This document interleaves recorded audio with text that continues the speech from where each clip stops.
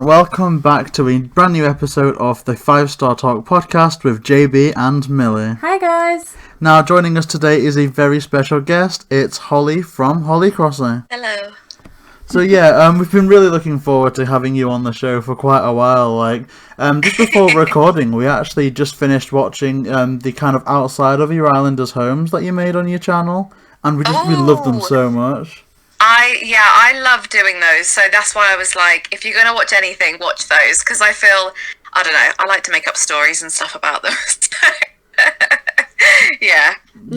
I mean, one of our favourite islanders is Lily, except we got Lily quite early on, and so their house is pretty primitive. So when you were there, kind of gushing over how good Lily's interior is, we were like, no, why can't we make it like that? I know, it's so hard with the starter homes. Like, Lily has such an amazing house, and, she has an amazing house, and it's just so her. But no, it was really good, and even the garden that you made for it, incorporating it more for, the angle that they were a gardener, I thought was really, really inspiring. Yes. I like to pretend that they have these, backstories, because in some of the older games, they had hobbies, and they would actually learn to do different things. So you'd catch one villager doing something all the time, but they don't really have that in this one. So I like to make them have a little bit of backstory, a little bit of lore. No, that is good, because I've often thought about stuff like that. For example, there's some islanders with clear-cut themes. For example, you also made Ankers outside of their house, and that's kind of a clear-cut thing with them. They've got an Egyptian vibe, and that's what they're based on. But there's ones that we've tried to construct as well, I'm not sure if you're familiar with Gruff, but at the very start, I wanted to make the outside of their house a farm area, just because I think they'd be well-suited to that type of thing. Now, I guess my question to that end would be, is there any islanders or villagers at all that you wish that you had on your island that you really want to make the outside of their house for, but you've not been able to find them, or you've not been able to get their amiibo card? Oh, that is a really, really good question. So, that is a really good question, actually, because I have 2 islands, and my island where I've done the majority of my villager hunts on, I've kind of got all the villagers that I want on that island. However, I do really need to do Stitch's yard, and I just think that's going to be so much fun to do. Aside from that, I was, for my second island, looking for Raddle, who's the little, the little doctor frog. The kind of radioactive looking one. And I actually turned his front yard into a, doctor's office, because the inside of his house is a doctor's office. So, but I think I've got the villagers that I want to do the front yards for, but I just need to actually do the front yard. So no one really springs to mind.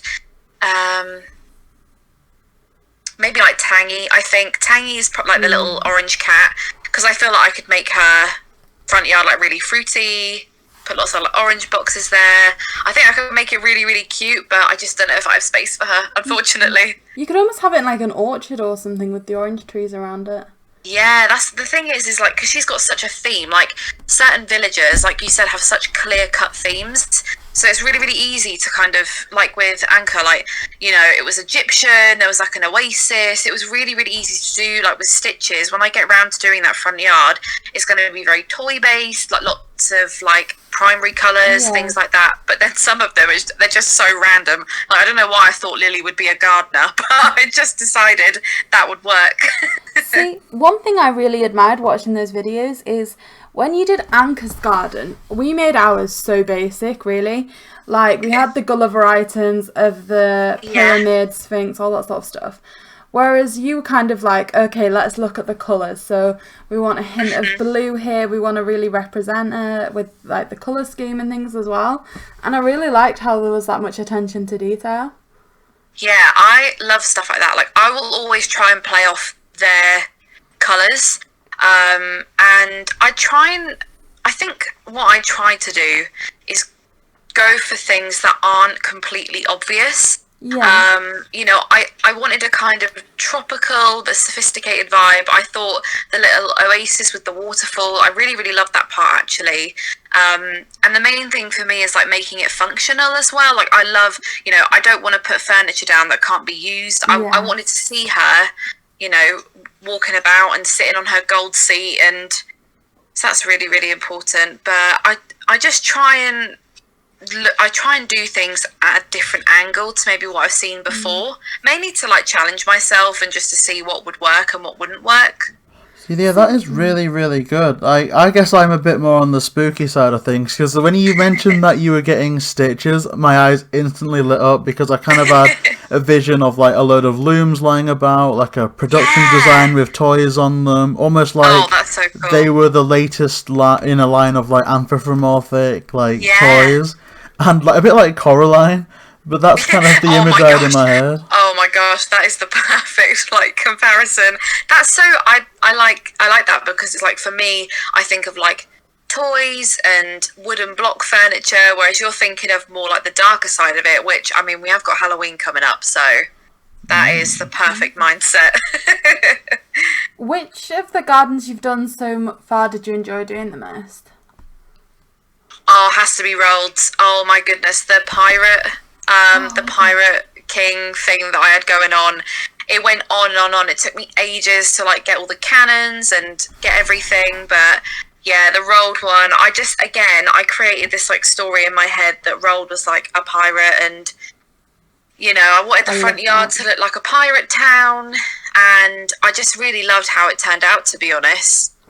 And of all the islanders you've come across, who do you think would be most difficult to kind of like extract a story and personality from?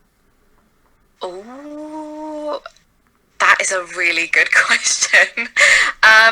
Not gonna lie, I've had Marshall for a long time, and I had some thoughts of like making him like a musician or something like that, but he's been the one for me that's just, I'm gonna do his front yard last, because he just, certain villagers like scream something out to me and then he just doesn't, so that's kind of, it is hard to extract a story. You know, you can only have so many pop stars, you can only have so many.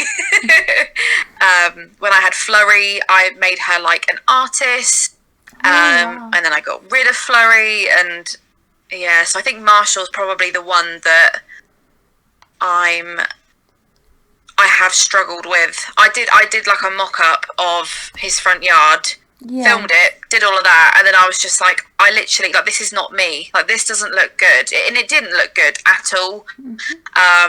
So I just couldn't draw like inspiration from anything, which is like so annoying. So yeah, Marshall probably. That's really like interesting, because they are such a popular islander, but I can completely see where you're coming from, and that maybe it has to be something like you're saying, a musician type of angle or something. Yeah, because I try and play off their personality types as well. But I mean, Marshall's a smug. He seems kind of like sophisticated, a little bit in your face, and I think as well, because he's got a very like, his color palette is so neutral, I find it hard to work with neutral colors. I need to kind of see lots of color everywhere, so I feel like I'd struggle to actually get his, I don't know, I think I'd struggle to replicate him, you know, on the outside, I guess, which is important to me. I mean, I'd say the most clear-cut theme we've had was for a Peppy Islander called Bella. They're a little mouse. Oh, yes. She's always talking about being famous, so we kind of made her like a vlogging area outside with like the cute furniture and a video camera and stuff. That's like perfect. But like, you've also mentioned another kind of topic that I kind of wanted to latch onto a little bit. You were talking about how you like to make all the furniture interactive. One issue that I'm having at the minute is trying to increase my happy home rating. But for a lot of the houses we've seen where they manage to get gold status, you have to have a quantity of furniture and things where you struggle to move around or interact. Like, how are you doing with happy home, and how would you kind of advise on that? To be honest, I have never really worried about the Happy Home Academy. Like, I've just never, in New Leaf, it was never really a thing for me, because I'd always prefer to put stuff where I think it should go. Yeah. Instead of like a point system. If there was like a huge advantage to it, then I think a little bit more. But the problem is like, we're getting a lot of these really cluttered islands, a lot of these really cluttered houses, and you know, some of them look good and some of them just don't look good, you know, because the worst thing is when you go into a house or you're doing an island tour and you just have to like sort of scoot past everything. Like, it's just, for me, like personally, it makes the experience just very disjointed. So my advice would be, you know, if you do what you think looks best, because the Happy Home Academy doesn't, it's just like a little extra, you know. Yeah. I think I would always prefer to, for example, my first island that I've had since release, I'm still not 5 stars, but I literally love how it looks. It's not done, but I love how it looks, and I'm kind of like trying to not focus on the ratings and just focus on what I think looks good, because at the end of the day, it's all kind of this like weird algorithm, and you know, it's like the wedding event. You know how you could just spam a load of things in just to make it look good, Yeah. and then get max heart crystals, and then it was just like, you know, it's kind of like that. So Yeah, see, yeah, we've found that on quite, I guess one of our earlier island tours, it was a really beautiful enchanted forest type thing where the whole island was basically what would happen if you kind of visited a deserted forest and built everything from the ground up there. So all of the trees were a certain way and everything looked like it was crafted from those trees. It was very, very good. Yeah, like, you know, you can get those piles of like firewood and things. yes. They Oh, I were love just those. next to the trees, like someone had just been chopping wood. Then there'd be some Oh, wooden that's so furniture in an area. Like, you know, like that long wood sofa that you'd used outside one of your island Yes. houses. I That- love stuff like that. That had then been near, like, the trees with the axe and everything as if it had just been crafted. It was incredible. But I because love that so much. it honestly was amazing. But just because they weren't using like the fences and things that kept it so natural, they couldn't get it to a 5-star island. Well, and this is the thing, like, it's, you know, we haven't got all of the tools to actually easily make our islands 5 stars. And I think it should be something that we work towards, but the thing is once you hit 3 stars, you get terraforming. You don't, you know, it's not enough anymore for an island to be 5 stars. Like, me and Bobby, or, you know, the Nintendo group, we've always said, like, 5 stars doesn't mean anything, you know, because we've been to some great 5-star islands and some bad 5-star islands. So I don't think anything should be defined by how many trees you put down or how many this you put down. I mean, DIYs, for example, you just have to kind of leave them out, and Yeah. you know, it's odd. I think it's best just to have fun, not think too much Yeah. about the point side of it. And I mean, weeds as well. Like, some people have incorporated them so decoratively. But Yeah, it's for sure, incredible. especially with the seasons. Yeah, Yeah, and it's just kind of like, I couldn't imagine that island or that area without the weeds there. They're such an integral part. And Yeah. yeah, Isabel's like, no, we're not giving you 5 stars. You go and pick them weeds up. Then I again, know, but they add so much. Like, the weeds add so much. I mean, in previous games, they were horrible. They were like little tufts. Like, they were just annoying to see. Like, you'd Yeah. actually sigh when you saw them. But in this one, they change with the season. Yeah. Some of them have little flowers on them. Like, they're so pretty. I don't You know. know. I don't know why they'd go to the effort of, you know, putting that work in to have them changing for the seasons, how they can grow, if it was just something that you were meant to pick and dispose of. Yeah, it's so weird. I don't really understand like the thought process behind it at all. But yeah, the weeds are they're really great for decorating. Really, really great. Yeah, like it's been utilized in so many different ways. Like we love seeing them on the beach or scattered, but I almost feel like despite it being a drawback from giving them that 5-star rating, I'm almost so much like I'm uplifted a lot when I see them being used as decorations on island tours because it's almost like yes, this is someone that doesn't really care about the ratings. They just want to do what makes them happiest on their island, and so that's kind of uplifted me quite a bit when I've seen them on the islands. Yeah, for sure. And I think for a long time, I think especially on YouTube, there was a lot of like, oh wow, touring this 5-star island. And then all of a sudden, creators, like myself included, stopped using that phrase because it just didn't make any sense really. So it's and it's the same with like, so an area that I'm working on, well, I'm going to be working on very shortly is I need to drop a load of like star fragments on the floor. Well, that's technically classed as like litter on the island, but they're so pretty. Like, so how can that be litter? Like, how can that be trash when it's just, it doesn't really make sense, to be honest. It doesn't. And I mean, I think what makes it difficult from a YouTube perspective is quite often we can sit here now and have this conversation and talk about all these gorgeous 4-star islands that are really inspiring. If you don't put that in a video, we find that if a video is not showcasing a 5-star island, the views are so much lower because people are searching that 5-star island tour thing. And it's just like, oh, we really want to showcase this island. This is gorgeous. And yeah, I mean, we have started to phase it out in that originally at the start, I would do 5-star island tour playlist and then island tour playlist. Whereas regardless now, it all goes into one like universal playlist on the channel because it's kind of like, it just seems very disheartening to like link it, to one category. Like this is a 5-star, this isn't a 5-star, and really, I think when like you've got a set theme, it can be 5-star regardless, no matter of what the game says. I mean, I've been to some islands that literally, they honestly have like blown me away. Like I've wanted to like uninstall my game.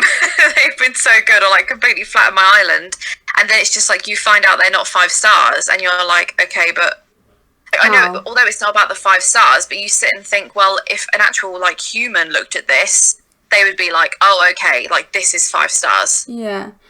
And I think one of our key turning points, like JayBee said, for getting rid of that 5-star file was just that we saw that island, the 4-star one that we were telling you about that was the forest, and then looked at some 5-star islands and we're like, well, if that's 5-star, this should be like 6-star. This is just silly. Like, you can't go by that star rating anymore. It's just a case of, if people want to get Lily of the Valley, then follow these set of rules. But other than that, just keep expressing yourself.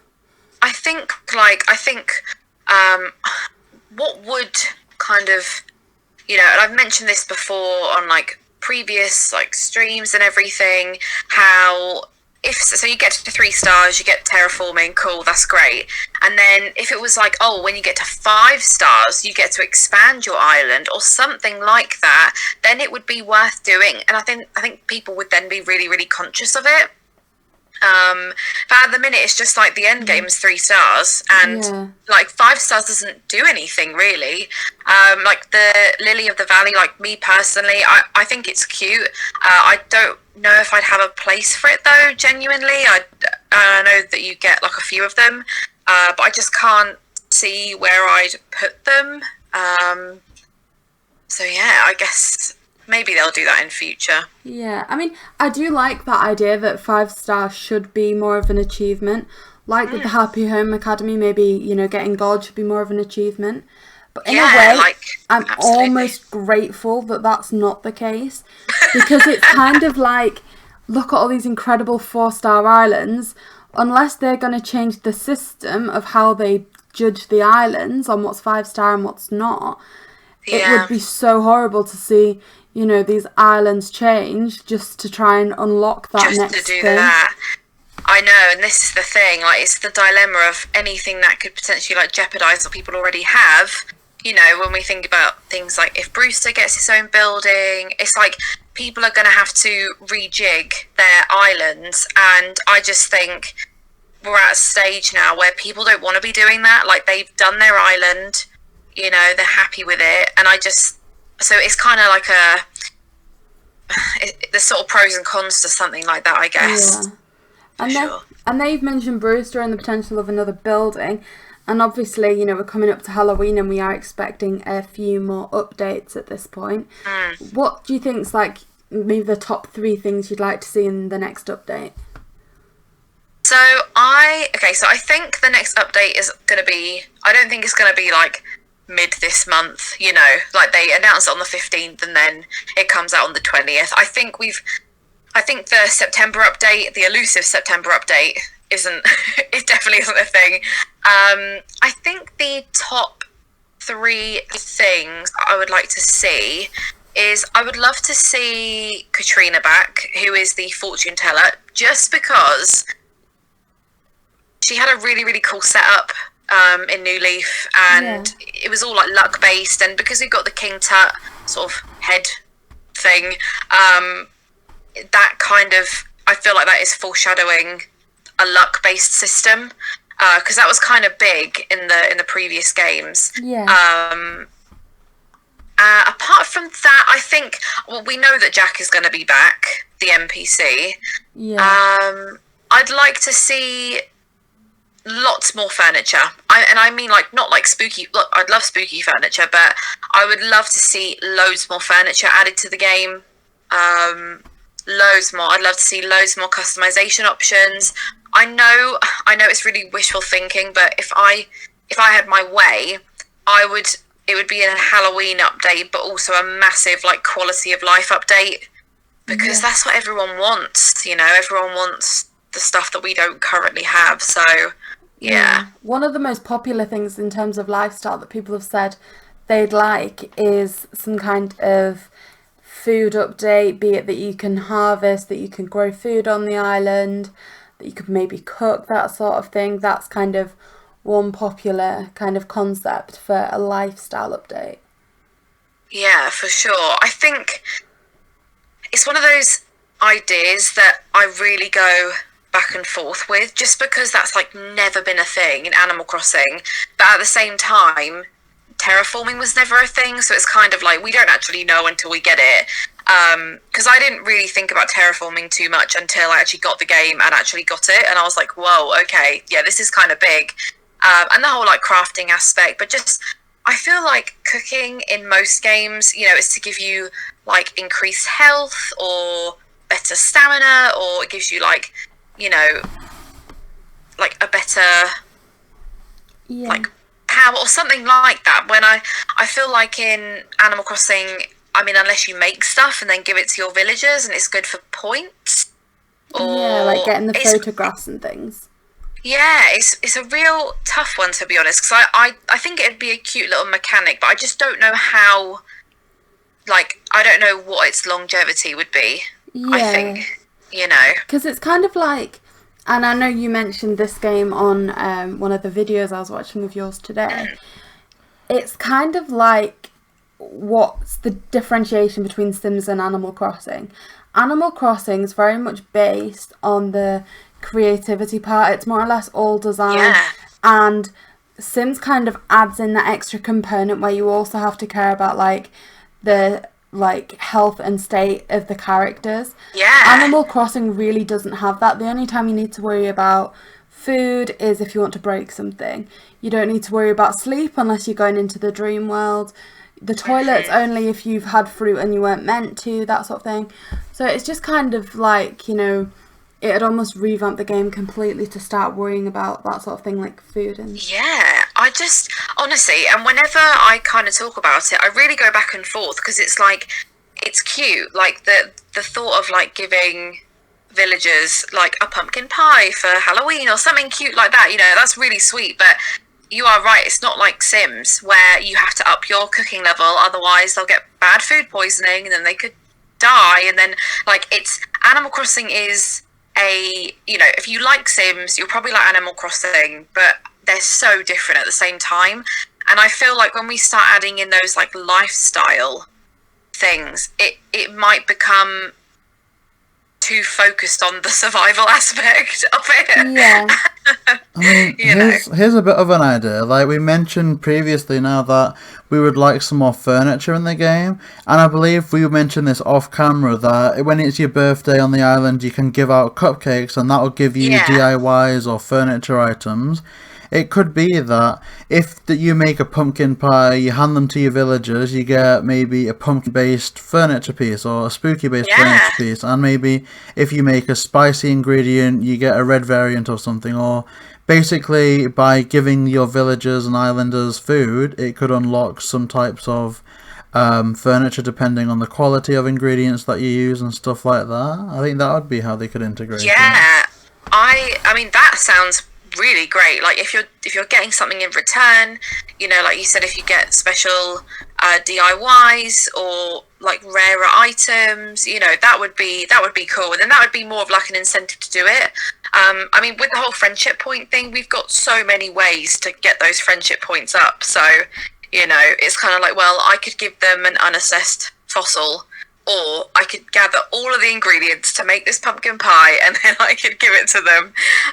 So I think, but again, it's like, you know, terraforming wasn't a thing before, crafting wasn't a thing before. So, you know, I think we are in this different era of Animal Crossing. So I think it's best to have an open mind. Yeah.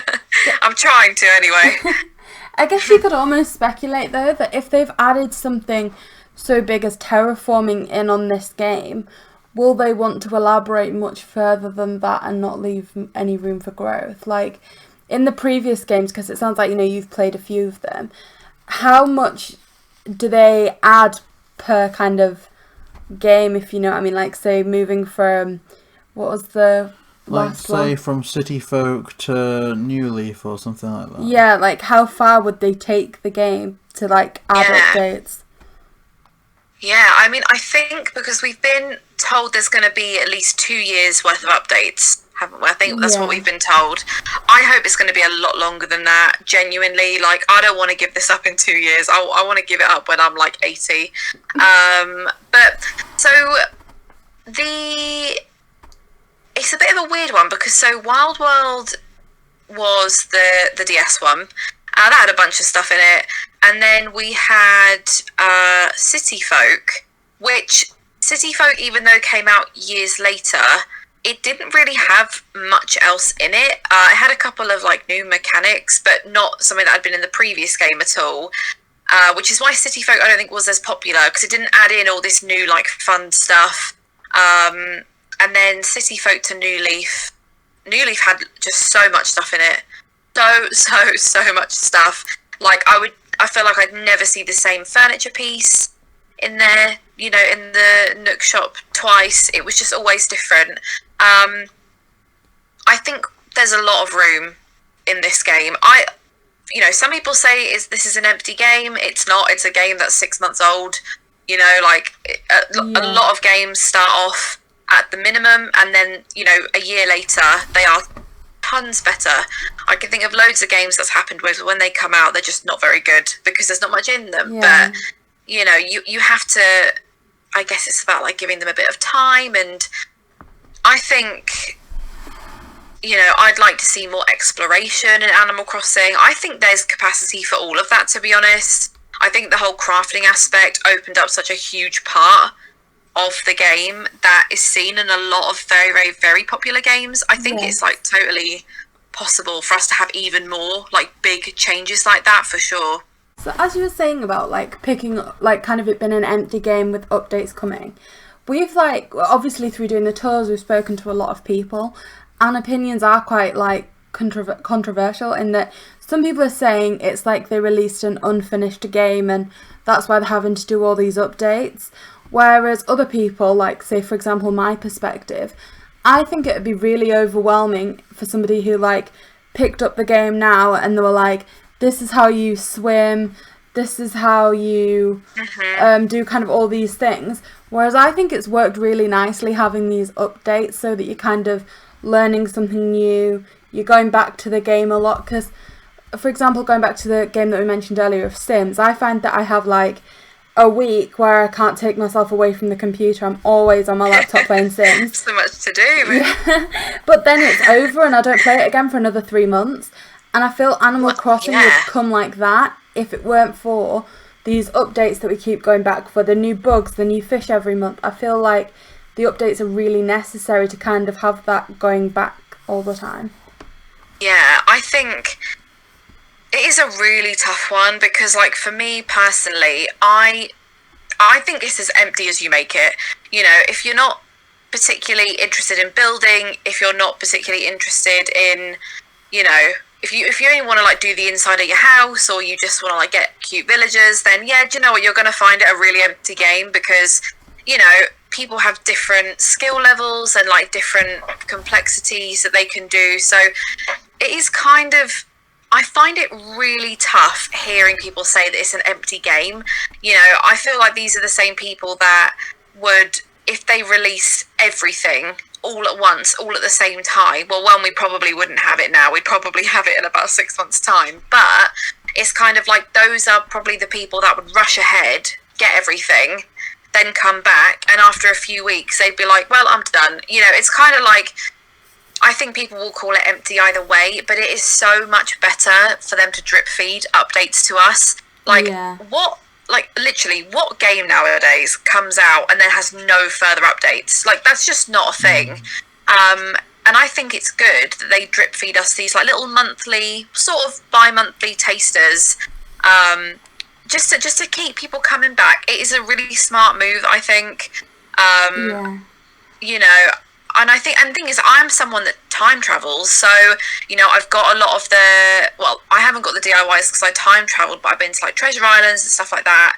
But it's kind of like, for me, because I do a lot of builds on YouTube, I need lots of different items, but those updates keep me on track, if that makes sense, because although, right, I've got the mushroom stuff and the Christmas stuff, but at the same time, there's loads of stuff that's coming out that I'm not going to have, you know. So I think it's important for them to drip feed us, and if it is literally for 2 years and that's it, well, I hope there's a lot in the game, because I think another thing is that we're so used to comparing to like predecessors, but right, New Leaf was a fantastic game, but after like a couple of years, you know, it was fun, don't get me wrong, but it was way better after it had, you know, the Welcome Amiibo update, you got the little like halves area, you had like meow coupons and like all these crazy things added into it. So I think people compare them too much. It's okay to compare, but when you're like criticizing, I mean, they're two very different games. Like, New Leaf doesn't have a crafting aspect, New Leaf doesn't have terraforming, you know, so it's a, I mean, New Horizons is a very, very, very different Animal Crossing game.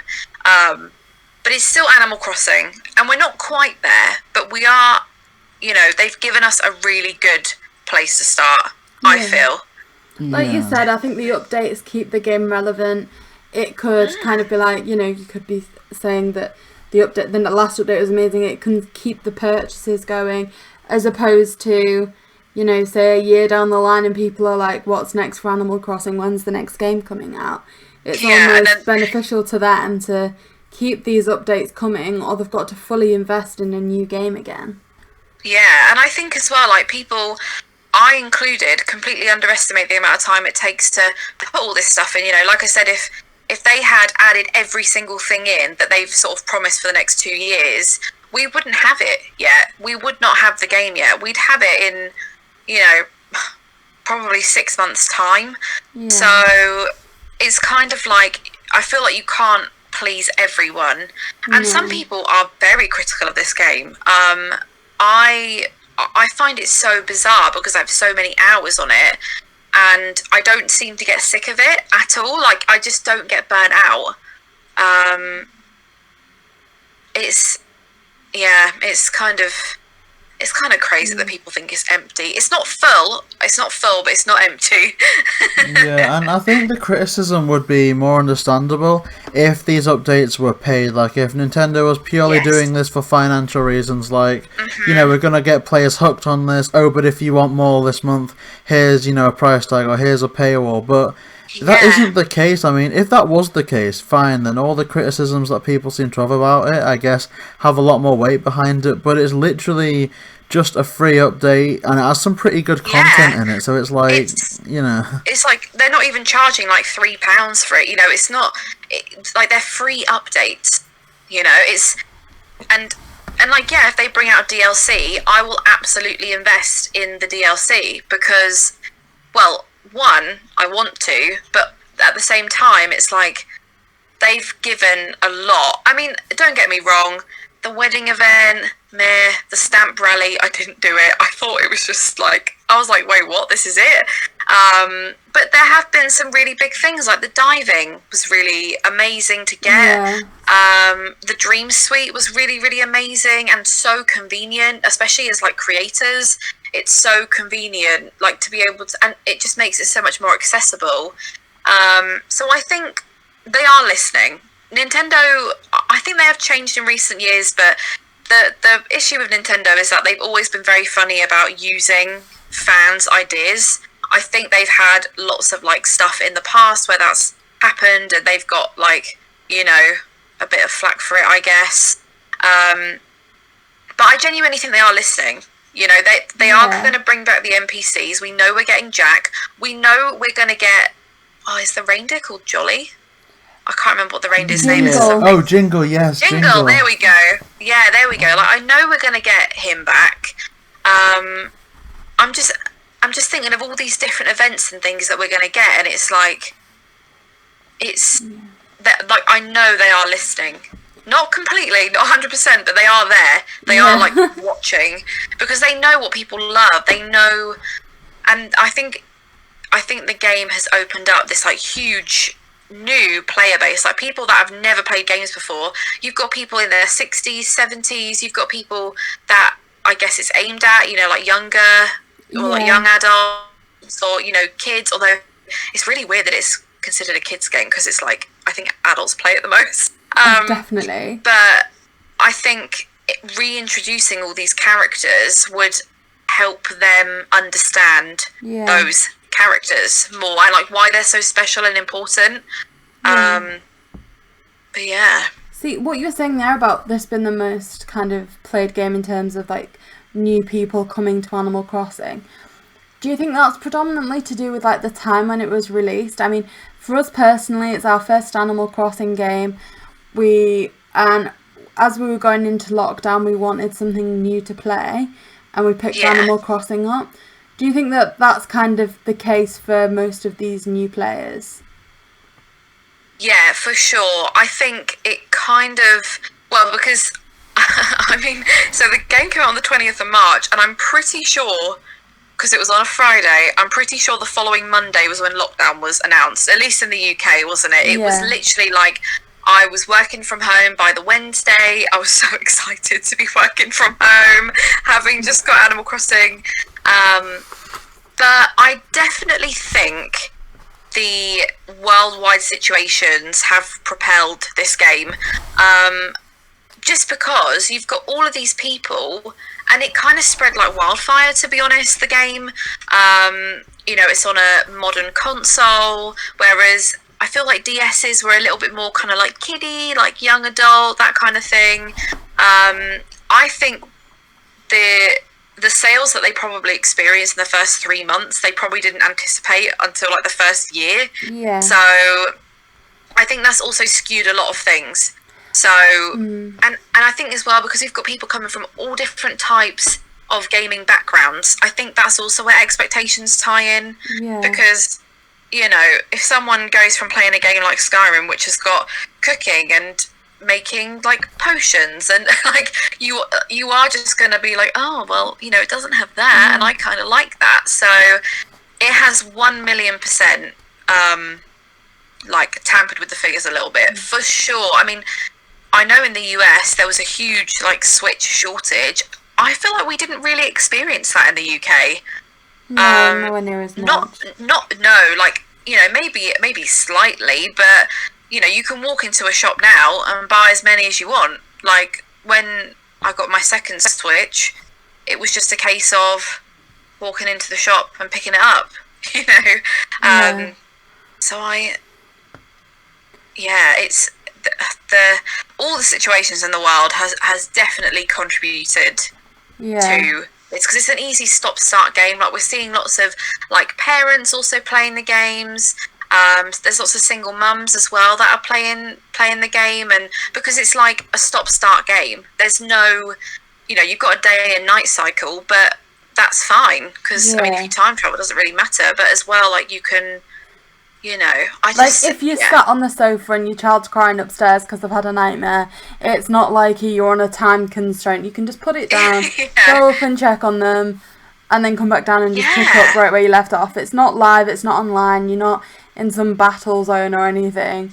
Like a boss battle, and all of a sudden, because I think we've probably all been interrupted during like a really tense moment in a game, and it's like really, really irritating. Either the door goes or something or other, someone calls you. But this is such a and I actually really love that we've got like mums playing the game.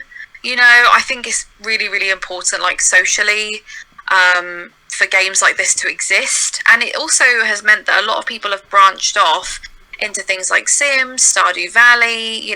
It's just a great entry game into that kind of side of gaming, I think. Yeah, it is. And kind of going back to a bit of the updates there, like, we talked about the kind of current situation being like the increase in sales. Do you think it's also partly kind of linked to why people are wanting more from the updates? Like, people have got more time because of lockdown, so they're putting more hours in. We've got friends who've put over 1,000 hours in on the game, but if it hadn't been for like the situation in the world at the minute, they wouldn't have had the time to do so. Do you think for all it's increased the sales, it's put more pressure on the company? For sure, definitely. I am one of the crazy people that I work full time, and I've managed to clock in, I think I'm at 1,600 hours on Animal Crossing. Like, I don't quite know how I've managed to do it, but it's also helped not having like travel time to and from work, and it's freed up, like when I'm on my lunch break, I can like play it or whatever. I genuinely think if I was still like going into the office, doing all of that, I think I probably would have still clocked about 800 hours, but that's half of what I've currently clocked. So I definitely think, but then I guess it's not just work, it's like not being able to go out and see everyone all the time. I mean, to be honest, not gonna lie, I was so like doing social isolation a long time before like pandemic. So I'm such a homebody, so I feel like me personally, I probably would have, I love being at home, I love just like playing games and be with my cats and like my boyfriend, and that's kind of my comfort zone. But I know for many people, they wouldn't have put in a quarter of the time had they not been furloughed, had they not been affected. And it's just, as well, like from a mental health point of view, it's a really, really good escape. Yeah, it's kind of like you're outside all day. Yeah, for sure. So, yeah, it's in many, many, many different ways. The worldwide kind of all sorts that is going on has definitely skewed everything. Yeah. And again, kind of picking up on something that we were talking about, we mentioned like what a DLC would look like if it was paid. Like, how do you imagine the Nintendo would introduce that? Like, because they've been giving us all these free updates, what do you think they'd have to incorporate to kind of make this kind of paid DLC something that people would go after, instead of just like, they do all these free updates anyway? Like, what would make you want to buy it?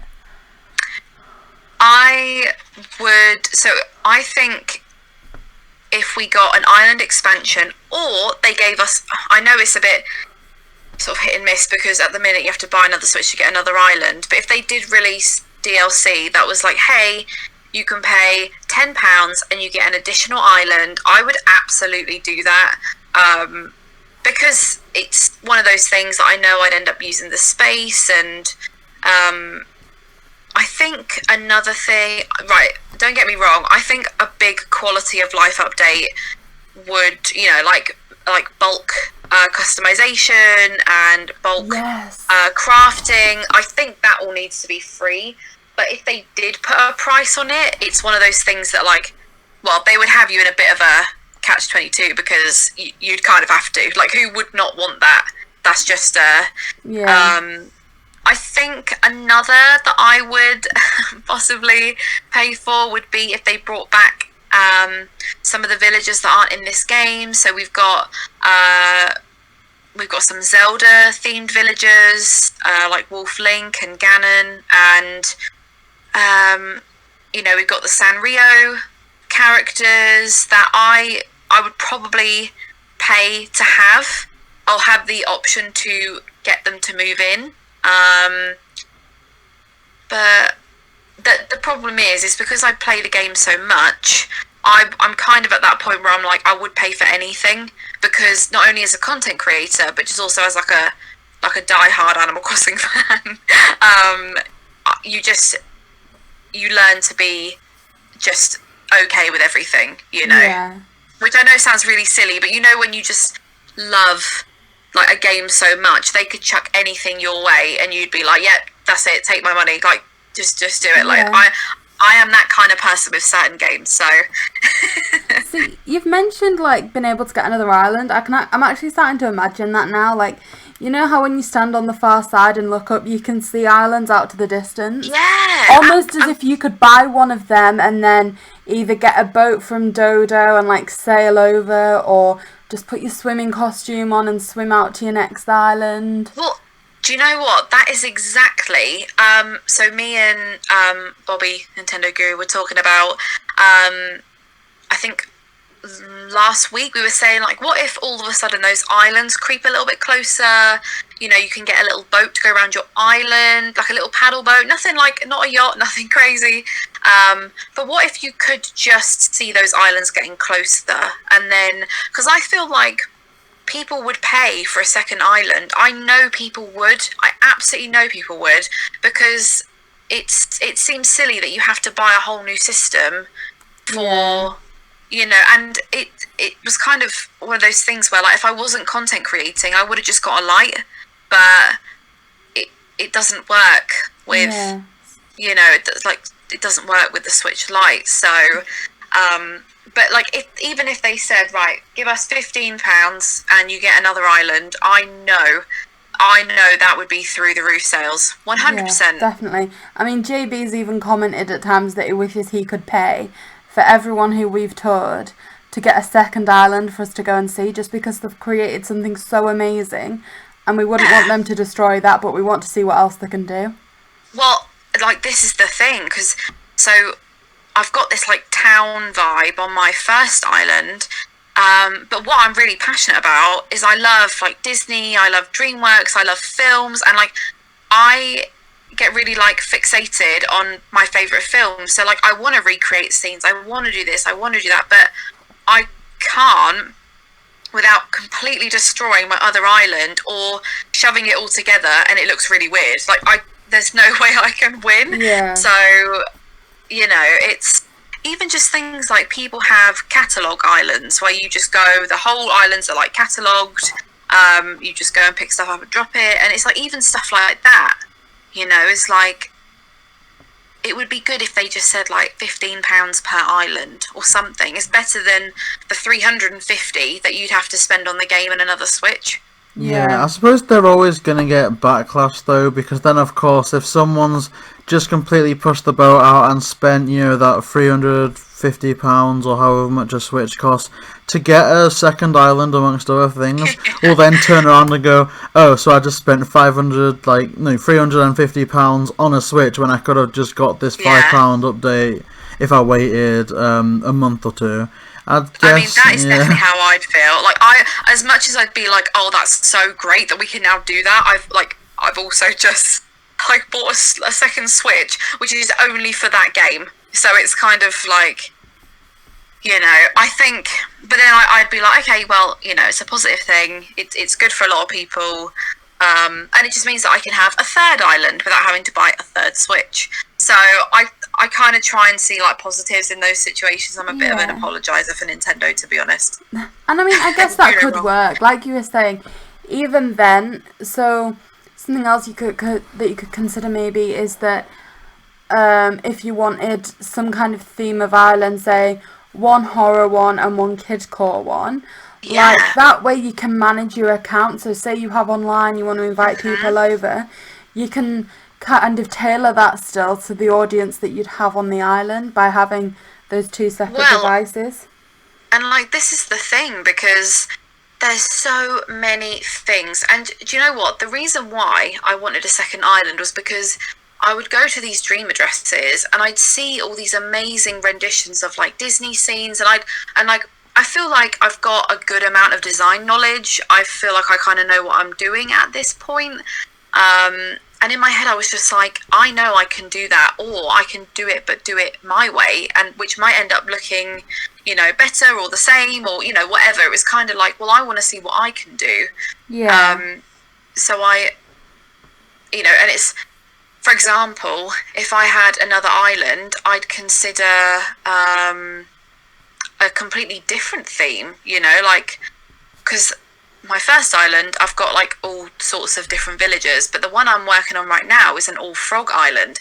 I would love to have an all cat island. I'd love to have, you know, it's like the species as well, I think, are really, really important. Like, this is a game about animals at the end of the day, so it's kind of like, I would love to have the opportunity to have, without having to boot all my like beloved villagers out.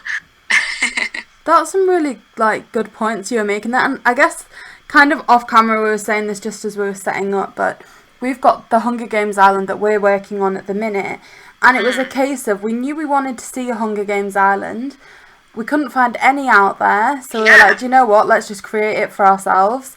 And if you had an unlimited amount of islands, it was just £10-15 each time you wanted a new one, and you could keep that back catalogue. You could just keep going out on all these incredible themes. Yeah, they would make so much money off of that. Like, honestly, like, I'd be buying an island every month. Like, do you know what I mean? Like, I feel like there's so many things. Like, the one I'm working on at the minute is like a theme park, but I've got like a Studio Ghibli area, a Disney area, DreamWorks area. It's going to be like kind of like a Universal style island, because I couldn't decide. I didn't want to do an all Disney island. Well, I did, but I just, you know, I only have one island. I also wanted to do DreamWorks. I also wanted to do Studio Ghibli. So I was like, do you know what? I'm just going to shove it all together. I mean, I feel like you've just listed JB's Christmas present list there, like something from Studio Ghibli, something from Disney. 100%. Well, it's just, there's so much to all of those, like, films and series and everything, so it's kind of, it's really, really hard to choose. But, you know, I mean, I know people that have like mini game islands, but that's a whole island taken up from mini games, which is so fun, but it's not solo play. It's not something that you could, you know, really, you would only kind of be there and use it for the mini games. Yeah, if that makes sense. It does. We went to one island and it was just a maze all the way around the island. And when I say just a maze, I don't mean that in a bad way. I mean, they'd done some incredible work. They'd terraformed an entire maze into their island.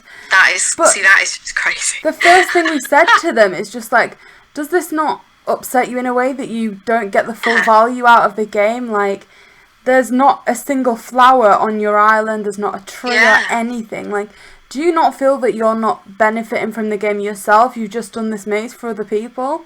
And that's such a good point. They just said that, like, you know, seeing people do the maze, they got enjoyment from making people happy. But still, I just feel like you said, they'd benefit from another island. And also, lots of people reset the game because they want to redo their island. People would just be like, do you know what?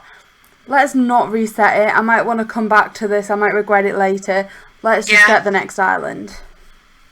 Well, that's another thing. We see people flattening their islands all the time, and it's like, oh, but you spent all that time on that island. Like, if you had the opportunity to just, you know, pay a little bit of money and get, you know, a new island, like a second island or whatever, I know people would do it. I know people would buy it. Like, I really, really do know people would buy it. I hope they consider it, or even consider island expansion. You know, make it like a third bigger, maybe, or something. Yeah. I mean, it's strange. It's a real tough one, though. Yeah. I mean, it does seem like doing island tours that some people's islands are a third bigger than your own. Like, it does feel that way. I feel that. Yeah, I feel that. Like some like dream addresses that I go to, they just go on forever. They just don't stop. Like, I actually think they're playing like a different game because my island's not that big, but it is. It's just the way that I guess they utilise the space, but it's madness. I mean, even then, some of our island tours are like an hour and others are like 20 minutes, and it's kind of, if everyone's island's the same size, how are we getting this variation? For sure. No, definitely. It does seem like there's a lot of ways that Nintendo could make more money, like obvious money sellers, and I guess you've got to respect the fact that they're not fully chasing that, but on another end, you've got to kind of question what the logic behind it is, because I feel like just something as simple as starting to reprint, more amiibo cards, or even like the lack of Animal Crossing New Horizons merch is kind of, it's kind of a bit confusing to me. Like, you can get old KK Slider toys, that was released at the time of New Leaf, but like, I don't know, it just kind of disappoints me that I can't just go to Amazon and Google like Animal Crossing plushie or Animal Crossing stuff like that, and it's just so difficult to find. Yeah, they really need to push the Animal Crossing merch because they just haven't really done that. It's a shame because they'll like take things down that people have made, like their own artwork, because it's like not their intellectual property. But it's like, but they don't release anything, they don't. It's such a shame they do that. I really hope in the next year we start getting some collabs. Like, I really, really, really hope we get something.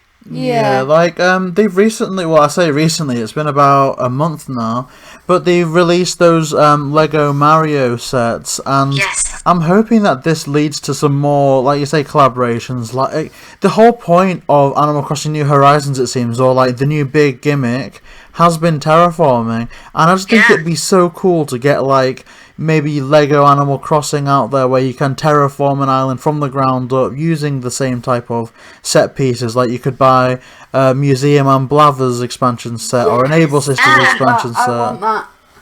Yeah, well, this is like something that's been on like my mind recently. Actually, it's kind of like there's just so much opportunity. Like, Animal Crossing, you could put into any setting.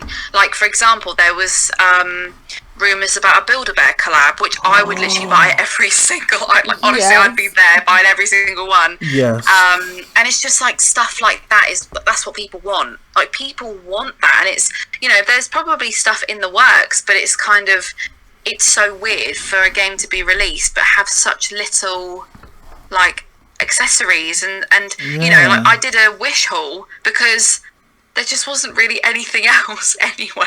And then since then I've started like buying from Etsy. I've done a few Etsy hauls and that's been good, but it's you have to just go to these lengths. It's really bizarre that they wouldn't just release a bunch of cool stuff. They do with Pokemon and Mario. Yeah, exactly. Like, I was just gonna say, even that bridge is kind of there. Now, obviously, Pokemon's Game Freak, it's more or less its own type of thing. It's kind of more just distributed by Nintendo.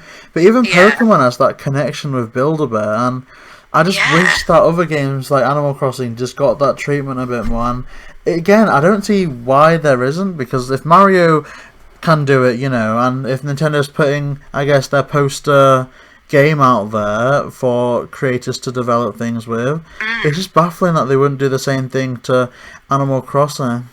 I mean, the only thing I can think is because, I mean, Animal Crossing before New Horizons was like, I would rarely find people that would play it. It seemed like a very niche audience because it wasn't pushed as much as Mario, it wasn't pushed as much as Pokemon, I know it's different, but like Sonic as well is another one of those like games that has always just been like pushed. I know that's Sega, but you know what I mean, it's like these games, they're like staples in like the gaming world, they're the classics. Whereas Animal Crossing was always for a very niche audience, whereas now it's completely opened up. So I wonder if it was a case of, they planned to launch it, and then we've got the pandemic, and then we've got all of these people buying all of these Switches and buying all these copies of Animal Crossing that maybe they just didn't they didn't anticipate. I mean, no one could have anticipated like what's happened this year, but I think with all of that tied in, perhaps they didn't think it would be in demand, because they released a guide.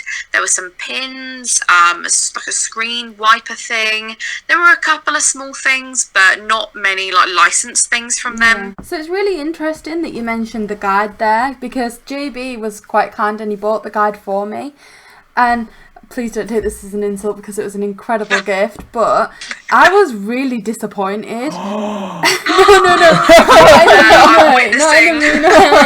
I mean how quickly it went out of date, in that like within the space of a few weeks that added the diving update, and then there was all these sea creatures to collect as well. And it was kind of like, why did you do it now when there was so much more that you could have put into it literally a few weeks down the line? That's so annoying. I hadn't even thought of that, you know. Like that hadn't even crossed my mind. Oh, that's so, especially with like all the like critters and everything, like the sea critters and like all of that. That's how we were basing our critter decks. Like we were going to do update videos where we were like, okay, this is what's new, the new bugs, the new fish for this month. Yeah. Then it was like, okay, so we're going to have new sea creatures and the book doesn't say what they are. Okay, let's not do that now. That's so annoying. And as well, there was a huge like shortage of those, so people didn't receive them until like 2 months after. Oh, that's so annoying. No. That's literally awful. Oh gosh. Oh god, yeah, I remember there, you know, people were ordering them like at pre-order, and it just took months and months to get to them. Oh goodness, that's so annoying. Yeah, I don't even remember where I got it from. It was either Waterstones or Amazon, and I think it was Amazon. It came pretty much on time out. Yeah, not within like a few days after release. Good. But yeah, here's like a topic that I'd like to kind of touch upon. Now we've spoken a lot about you being a content creator, and without a doubt, a lot of people listening to this will be here, I guess, to kind of hear your take on things. You know, people that like your channel. So I just wanted to ask a bit more about that. Like, you know, how did you start your channel? Why did you start it? And just kind of if you were inspired by any other creators, either before you started the channel or afterwards. Yeah, so that is a really like great question, and I'm going to be really like raw and honest about the whole kind of journey, because I started, well, I've had channels for the last like 12 years. I used to make like Disney music videos, like I used to do all silly little things like that. And in 2014 I was in a kind of like a living situation that I was just very not well. Like my mental health was really bad.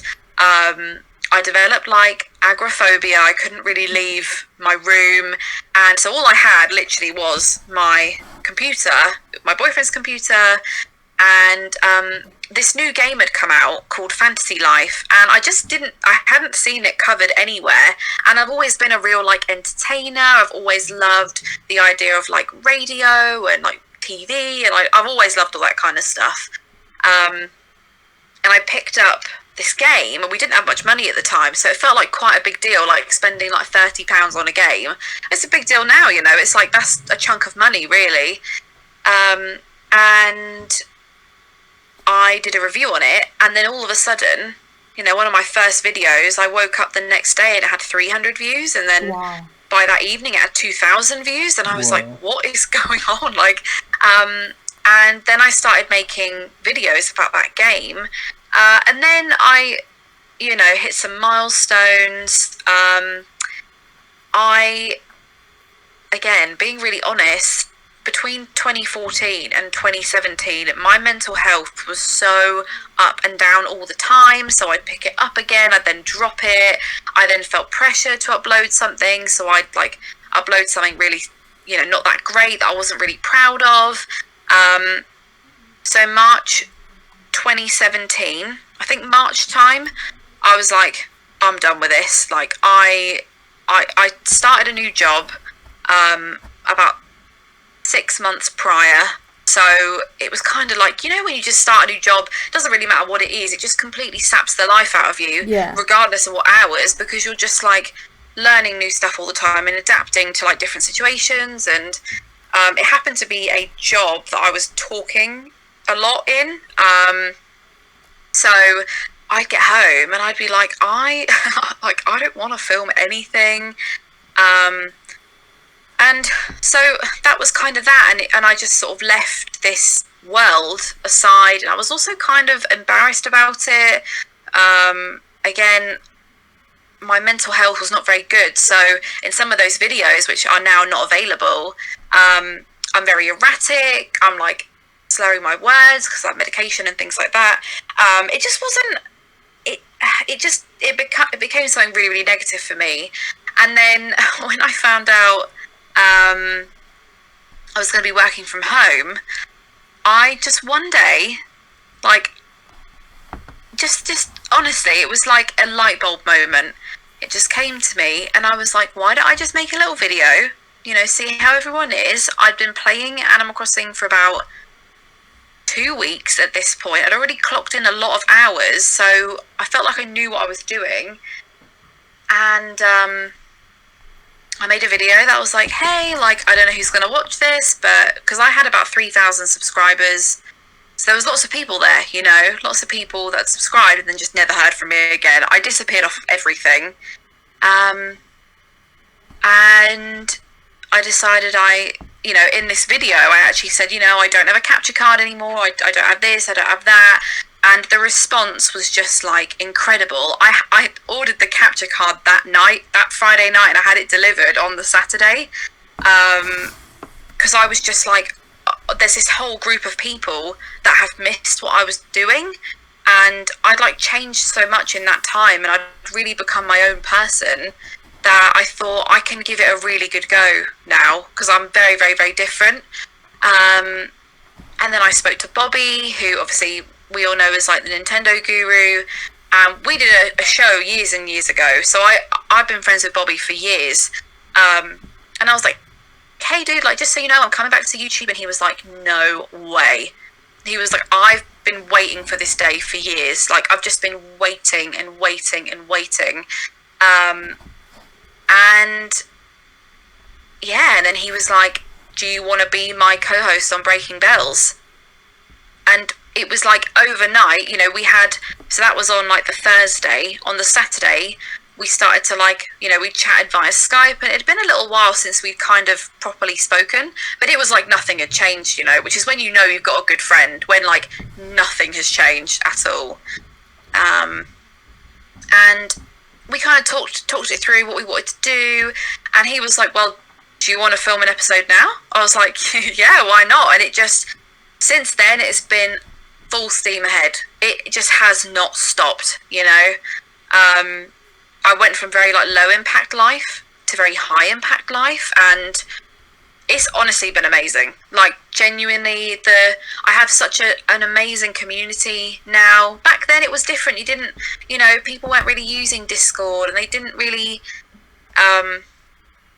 it was just different. It was different before. But now it's like, I just all of a sudden was like swaddled by this amazing community, and I've just got closer and closer and closer. I've had lots of like cool opportunities, like being on here, being on Breaking Bells, doing Designcore, like all these amazing things that like years ago I would have been so scared to do. But I guess it's, growing up a little bit and finding my feet, and also the added stability, like financially, because we're just in a much better position now. It really contributed to this whole thing, to be honest. But yeah, and I just don't see myself stopping. I've not had that feeling yet. I know it's amazing to hear that something so amazing, such as, you bringing this content again, has come from Animal Crossing. I mean, from what we've experienced from the people who play this game, it is such a lovely community. There are lots of people who can just be so open, so honest, and just be themselves and be a lot more comfortable, almost using this game as kind of a format. And so just to hear another lovely story that's come from this game is just so positive. Yeah, and I just think, like, I mean, I'm always really, really open with like mental health stuff, and it's like, it's seriously helped me with that as well. It's, streaming takes my mind off a lot of things. It's but it's like streaming Animal Crossing takes my mind off of a lot of things. Playing Animal Crossing takes my mind off of a lot of things. And it's just kind of, it's very odd and unusual to go into a community where there's such little toxicity. I've played loads of like online or like multiplayer games, and they just get so toxic so quick. Like they just go sour overnight, it seems. But the Animal Crossing community just never ceases to amaze me. Like it's just incredible, like insane. I don't know if it's like the audience, but I feel like maybe it's because like we were saying, it's, you know, it's a game that like parents can play. It is predominantly aimed at such a young audience that it's kind of maybe missing out that age group where people kind of can be a bit more like, I don't know what I'm like, trying to you're say. playing games, like you're doing this, like you're doing that. I feel like it's missing the age group that would be like, oh yeah, Animal Crossing's lame sort of thing. Do you know what I mean? Like, I need to, like, I want to grow up, I want to be cool. Yeah, for sure. Like, I completely agree. I just think, I didn't have this years ago, you know? Like, I did not have this years ago. It was so weird coming back to YouTube and people being like, oh my goodness, one of my mods, Samjin, I mean, they've known me, like, they were 14 when they started watching my videos, you know? And then when I came back, they were like, I can't believe this, like, you're my favourite YouTuber. Like, you, like, Fantasy Life was one of my favourite games, like, you know, and they're one of my mods and, like, one of my OGs. They remember when I hit 100 subscribers, like, all those years ago, and it's just crazy. And I think, you know, and I guess anyone listening, if you ever, like, battle with, like, self-worth or, like, self-esteem, it's kind of like, there are people out there that are just waiting for your next move, you know, they're just waiting for you to do the next big thing. And if you are considering like being a creator or a streamer, or just do it, like, we all start somewhere, and Animal Crossing is a perfect game for that, genuinely, because people love it. It's family friendly, it's not, you know, going to get flagged up for anything inappropriate. It's one of those perfect games for stuff like that.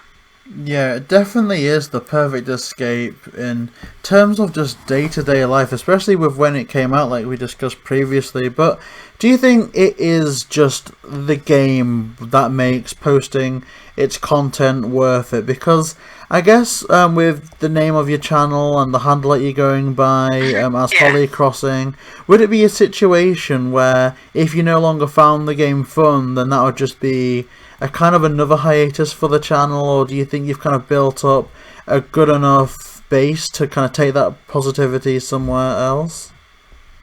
It's a really good question. So good. I mean, so years ago, I had a different YouTube name, and then I changed it to just Holly. It was just Holly. If I did completely move on from Animal Crossing or like shift my focus elsewhere, I think I would just go back to being Holly, you know, like just Holly, because that's what I am. It's I've not got like one of these names that's really, really hard to kind of change from. You know, if someone goes from like a really like fictional made up word of a name to then their actual name, you tend to notice a bit of a dip in their kind of viewership. Not that it's all about that, but it just as an observation. I think, I mean, I don't know about you guys, but Friday, I mean, with Mario, the All-Star Pack coming out, I'm worried that's going to be the start of me peeling away from Animal Crossing. But I think I've got enough people in my arsenal, I guess, and I've just got that kind of community that. And at the end of the day, I guess it's just what like I find fun. Yeah. It's really easy to get wrapped up in numbers. I could tell you 20 times this year so far I've been like, oh my goodness, like this is down, but it's just not about that. Like, so I just know that whatever I play, I feel like I can make it an interesting, enjoyable, like funny experience. So it doesn't worry me too much, but I do want to stay like Nintendo based. I don't, you know, I love, trust me, I love non-Nintendo games, but I just find Nintendo games have that nice polish on them. You know, usually very family friendly. They've got that kind of colourful, they're nice to look at, these games. Even the ones that are like fighting based, like Smash Bros looks lovely. It looks like a lovely game, and it's a fighting game. But so I think I'd always stick with Nintendo.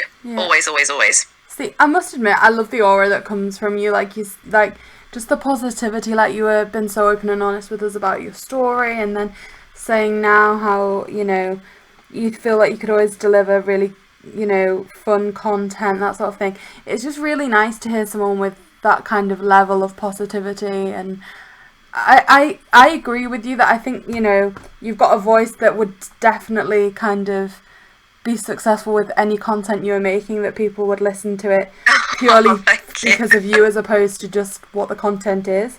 And I mean, we kind of strayed from Animal Crossing for a little while when a Lego Mario game came out, and it does just seem that, like, it can be a case of just sticking with new things, maybe in terms of content for some people, because our highest views came from an origami video that I did with the Paper Mario. We got like 1,000 views, which for us is like huge. And it was just a case of like, oh my gosh, well, is it, that to kind of succeed you need to keep following trends, you need to get new games, or just staying with what you love, obviously, which is Animal Crossing. And we have very much just, it needs to be where your heart's at, and that's definitely Animal Crossing for us. Like, otherwise it just becomes a chore, like, oh yeah, we're supposed to get this out by then. And I think it's really hard to sometimes, it's the numbers game, isn't it, really? Like, I can't sit here and be like, oh well, this video got this, but that doesn't bother me. Like, of course I'm trying to kind of stay ahead of the curve. Like, that's also very, very important with content creating. But like, unfortunately, and this is the unfortunate thing, is I think it's great that you guys branch out. I honestly think it's so refreshing to see an Animal Crossing channel that also does other things, because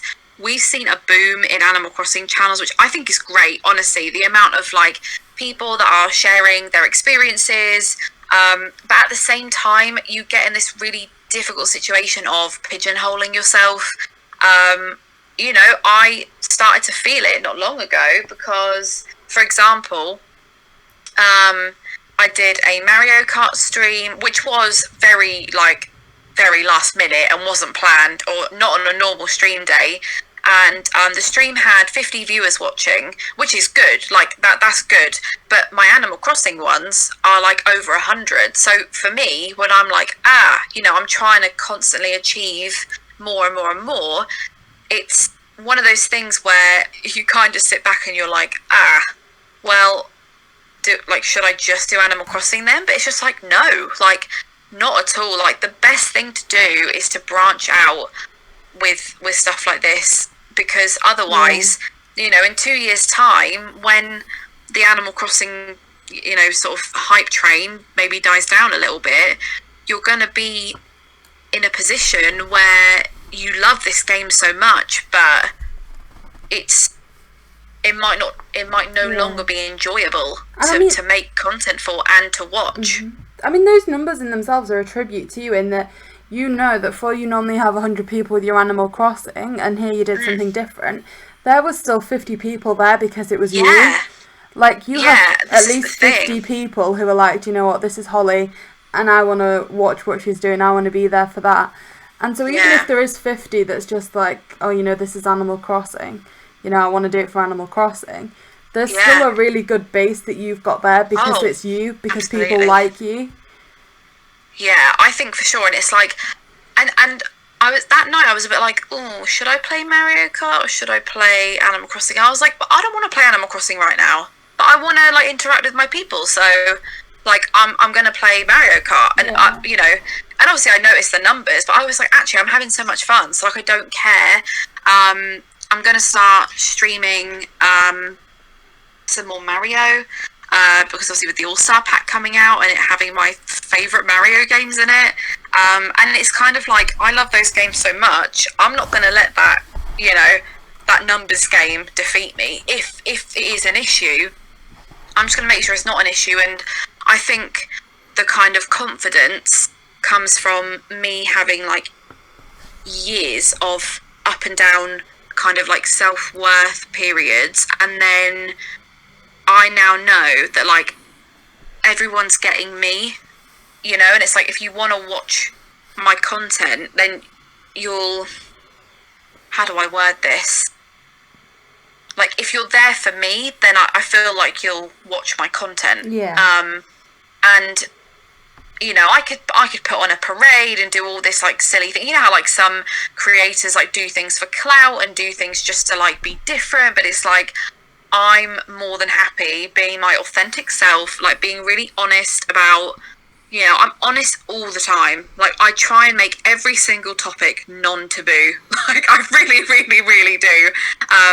On all my streams, like talk about mental health, we talk about like issues, all sorts of things like that, and it's just like I think that might also be a reason why I feel like people would kind of listen regardless of what I'm doing, because I'd like to think that, I mean, one stream I actually talked about like therapy and how much it helped me, and I actually got a message the next day being like, just so you know, I've actually booked my first therapy appointment. And like for me, that was just like, it was like I just wanted to cry, because the fact that influenced that one person, I was like, that's what it's about. Like we have to do better, you know, we have to make these things non-taboo.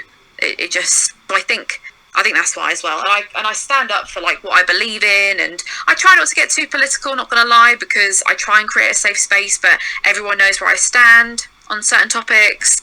I have like no tolerance for, you know, as I'm sure you guys, like I have no tolerance for any racism, any homophobia, nothing like that. So, and I don't ignore those issues either. I've like banned people for like coming in my chat and like making a joke. I've been like, get out, like I'm not even interested. So I think that's important as well.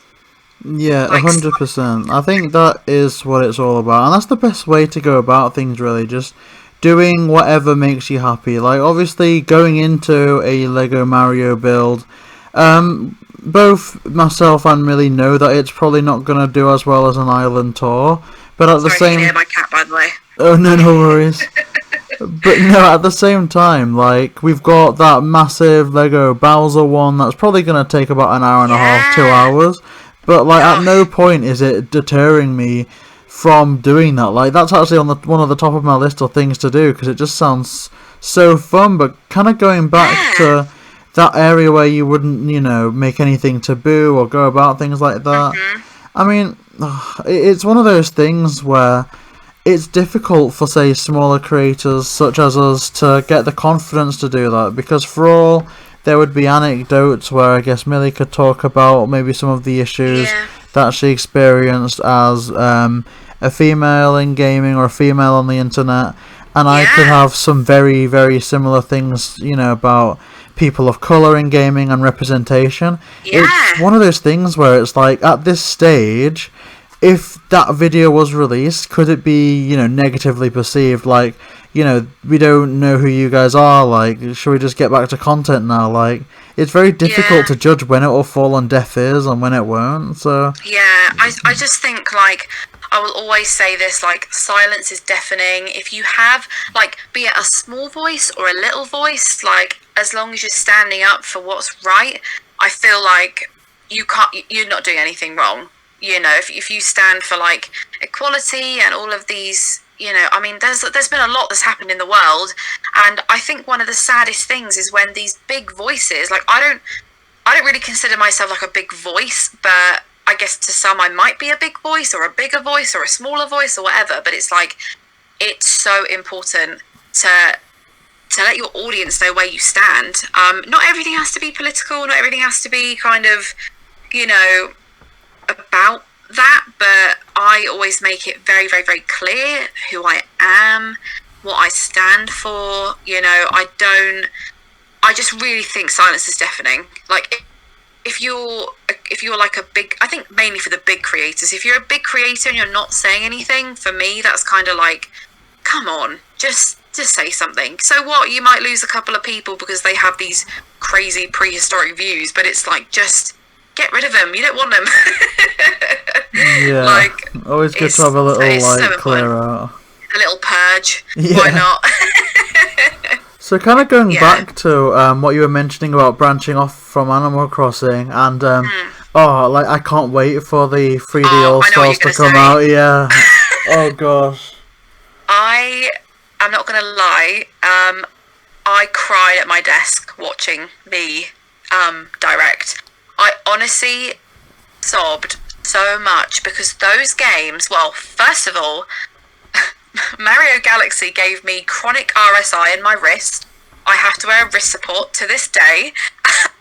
So, I do love Mario Galaxy to a point where it's like, I don't care what I have to do. If I end up having to chop this wrist off, then that's what I have to do to play it. And I just sat at my desk and like howled for like a good hour. I could not get over the announcements. I really, really couldn't. No, me neither. Sunshine is my Sunshine is the first game that I played on my GameCube that I got for my like 8th or 9th birthday, and it was my first console to my like for me. My brothers, they had the PS1, they had the PS2, but the GameCube was mine, like my first console. I'd had like handhelds, like don't get me wrong, but like your first console will always really, really stick with you. And I'm so glad mine was the GameCube. So I got Luigi's Mansion and Super Mario Sunshine, and they're just incredible, like incredible games. So it just really took me back to that time. I think when I opened that GameCube, I was like, oh yes, this is mine. Oh yeah, like, oh my god, I've been waiting for them for so long, like, so many good memories, like you mentioned with, like, Galaxy. I mean, it's really weird, because I almost feel like a bit of a heathen or a Meshuggah when I'm looking at this amazing collection, and the one that I'm most gravitated towards in terms of nostalgia is Galaxy. Because I did have some great memories with the others, but Galaxy is just the one that's standing out to me. Do you know what? I think it's so, for me, like when I rate how excited I am, so Sunshine, I've played through it like a million times. I've played it on emulators, not very great emulators though, so I've never really got through it. But Galaxy was just that one game that was so different. The physics of it, like the gravitational pull it's just incredible. Like but it works really, really well. The bosses, the story. I mean, I don't know about you, but the story in Mario Galaxy like chokes me up just thinking about it. Like Rosalina's story and all of that. Yeah, that amazing soundtrack when she's reading the story. Like when I first hear that again, I've got goosebumps thinking about it. I honestly, I absolutely cannot wait. It's just gonna be, but the thing is I totally get what you mean, because Sunshine and 64 give me the most nostalgia, but Galaxy just makes me feel excited, makes me feel like I'm gonna relive this. I can't wait to be a bee, I can't wait to be a spring, I can't wait to ice skate, like it's just stuff like that, Yeah. I mean, JayBee is a huge Mario fan, and like you were saying about the emotions that can run with this, I remember him getting Odyssey for the Switch. And when he finished that, he just put the Switch down calmly, walked to the bathroom, and then he sat in there for an hour crying. Honestly, I'm not surprised. Odyssey was a great game. Like, Odyssey really reminded me of like how Mario Galaxy made me feel, got that really exciting, all these dynamic worlds and really interesting themes. Mario games like that, they have me. They completely have me, Yeah, I'm so excited. Is there, I mean, I don't want to make this negative, but is there anything about that announcement that you're kind of disappointed about? Because I can think of a few little nitpicks, but nothing major. I think it would have been good if they'd actually like properly remastered them. But again, like I'm such a Nintendo apologizes sometimes. I feel I'm just so happy to have these games, but I know they've like upscaled them for the Switch, but they haven't remastered them. I think I would have liked them to be remastered. You know, like polish all the graphics off again, make it look really, really, really pretty. I think it is going to look pretty, don't get me wrong, but I mean, especially Mario 64, like, I was kind of shocked in that trailer to see that it was still that really blocky, like, jagged edges, you know. I thought, come on, at least redo that one, if any. The only other thing is that there's no Mario Galaxy 2. Like, where's that? I hope that comes as like either DLC or, you know, once you've done Mario Galaxy, then you maybe unlock it or something like that. But those are my only two gripes, I think. Because I know this is a bad example, but they've combined games before, like with the Harry Potter Lego games. On the Wii, it was 2 individual, but on the Switch, they combined it all onto one. Well, and the thing is, they're totally like capable. I mean, I did see a video where someone was just like, when we take these games, these 3 games, and we scale them up to go on Switch, the actual game files for the, like, because I guess it's like downloaded now, we just can't play it yet, is a lot bigger than what it should be. So some people think that it is going to come in a further update, Mario Galaxy 2. But I just don't know why. I don't know. I'm pretty happy either way, but I definitely think things could have been done a little bit differently. I suppose that the only thing that I'm kind of disappointed about, and this is a bit of a controversial opinion, I'm guessing, and it might be a bit of I can see from the videos that I've watched that this is kind of going to be a hated opinion. But like you said about Mario 64 needing upscaling a bit, a part of me almost wishes that they'd just ported and improved the one from the DS, but just fixed a lot of the issues that they had. Mario 64 DS. Those mini games, though, I would pay just for those mini games. It's weird. I don't really like, because Sunshine and Galaxy, like, when they're upscaled, they look okay. Like, they look fine. Like, I still think they still look fine on the Wii. You know, I think the Wii and the GameCube, whatever. They age very, very well. But then you've got like Mario 64, which is still really blocky. There's no smooth edges. It still looks how it did on the Nintendo 64. I don't really know why, because if anything, that would probably have been the easiest one to redo. They just needed to smooth out some of the edges, add some more like shading in. Like, that's kind of all they needed to do, you know. So that I'm kind of sad about, not gonna lie, because I love 64. I don't talk about it enough, but genuinely, 64 was like one of the first games I remember playing. I loved, you know, all the secret levels and getting into like Boo's mansion. Like, oh, that was so amazing. Finding all those little secret areas. But I just don't know why they. Honestly, it actually puzzles me. The more I think about it, the more I'm just like, why did they not do that? But I guess for me, like, Galaxy and Sunshine outshine that. But it's still, why? Yeah, because one of the main things that I really loved is that it started off very much as Yoshi's quest, and it was their kind of journey, and for the DS version, and it was about rescuing the whole team. Like, you could rescue Wario, you could rescue Luigi. It was just a really great thing.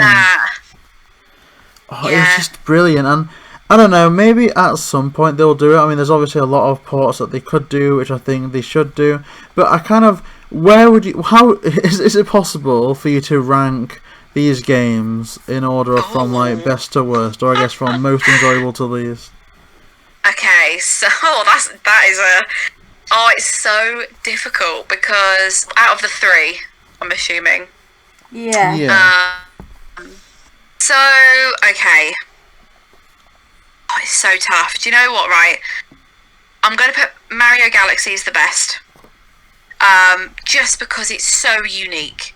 And it also had one of the greatest sequels ever. Like, Mario Galaxy 2 was awesome. It was an awesome game. And then Sunshine. Sunshine, again, I loved because it was so unique. I love Flood. I love his little speech at the start. I used to I used to have it memorized. I used to like say it all the time. And then it'd be 64 because I guess 64. I need to word this correctly. In a way, it has the least personality, but not in a. I don't mean that in a bad way though. It's just a nice 3D Mario game. There are some amazing, like Bob-omb Battlefield when you have to like chuck the big Bob-omb like off the side or whatever. Like when you pick up the penguin and chuck it off the mountain, like it's stuff like that. Really, that you kind of have to give it more personality. Whereas Sunshine, you've got this really obscure situation where the whole world has been covered in this like goop and you've just got to try and sort it, and then you've got Galaxy, which is like you've got the beautiful like observatory. You open up all of these different areas on the observatory. It is honestly the gift that keeps on giving that game. Like the fact you can fly in Mario Galaxy, it's just spot on. I really wish they'd added the second one. I hope that comes later on because the second one was also spot on. And as you said, it's rarely that games come out without a DLC now, so I think it's possible. I really, really think it's possible. I wouldn't mind paying for it. Yeah, I completely agree. The only thing making me think that they won't do it as DLC is if it's a limited release game, so you can only get it up until March 31st. So in order for that to be DLC, for both physical and downloadable. Yeah, I guess because if someone didn't like the first, but they loved the second, if they needed the first to be able to play the second, then you'd be in a bit of a difficult. And then also like all the backstory as well, you kind of need that when you play the second, or it's nice to have anyway. Like it's enjoyable regardless, but I don't know, maybe as a free update, but then I feel like because of the limited time, I feel like they'd have to be like, look guys, just so you know, like you are going to be getting Mario Galaxy 2. However, it's going to be up until March. Maybe in a few months' time they'll say it. Like, look, guys, see, do you want to buy it now? Yeah. I am really impressed though that all three games combined are £50 because I honestly expected it to be like £100. I don't know why.